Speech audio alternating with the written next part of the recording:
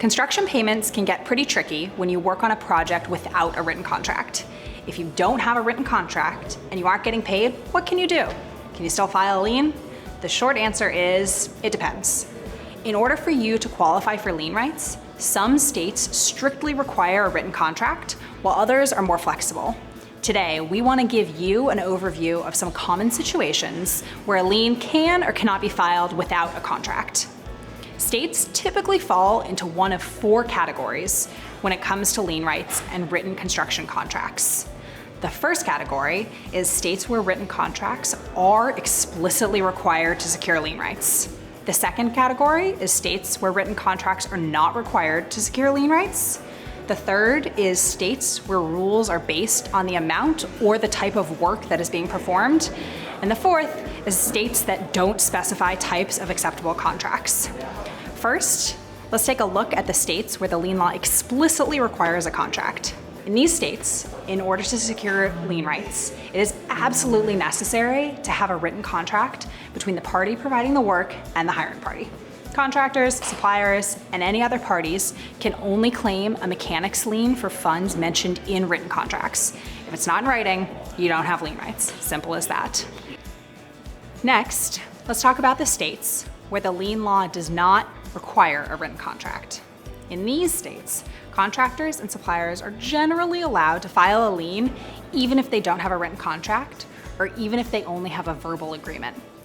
These states typically allow parties with verbal or even implied contracts to claim lien rights. If you're working in one of these states, you'll definitely want to familiarize yourself with the specific rules. Our state-by-state lien law FAQ on Levelset.com is a great place to start. Next, let's talk about a few states where written contracts are required only in some situations. In Colorado and Indiana, contract requirements have more to do with the type of work being performed or the type of project rather than with the actual form of the contract. While there are arguments that in some states the specific contract requirements may or may not specifically relate to the ability to file a lien, there are several states that require contracts with specific provisions and wording for owner-occupied residential projects. Colorado's lien statute is relatively straightforward, and the written contract requirement is based on the contract price. If the amount to be paid is over $500, the contract must be in writing in order to claim a mechanics lien. Any agreement for work or materials below this amount is not required to be in writing to file a valid mechanics lien claim. In Indiana, however, you should look at who the owner of the property is.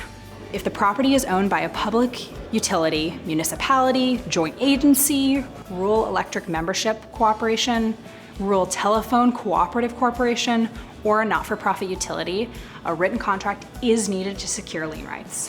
Also, a copy of the contract has to be filed and recorded in the recorder's office within 5 days of the execution of the contract. Again, it's going to pay to know the rules and details in the states in which you're conducting work. Last but not least, there are a few states that aren't specific about whether or not contracts must be written in order for a contractor or supplier to file a lien. Oral contracts are typically valid as long as they adhere to the state's rules on contracts, but you should consult with a lawyer if you have any questions about specific situations and don't have a clearly defined written contract. As a final note, keep in mind that there are always exceptions and details that we couldn't cover in depth here, like the fact that a large number of states place tight contract restrictions on home improvement projects. Ultimately, always use a written contract to ensure a smooth payment process and to minimize payment risks. And it's a good idea to consult with a local attorney to make sure your contracts are legally sound and compliant.